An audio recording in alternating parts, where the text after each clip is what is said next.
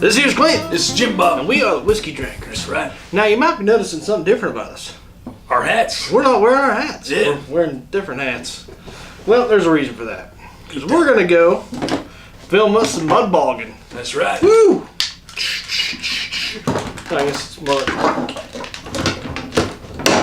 like that. Oh, yeah. Now, something else, I was doing some thinking. I'm thinking to myself, how could I make the after experience of mud bogging a little more enjoyable? I don't know, how could you? Don't know me.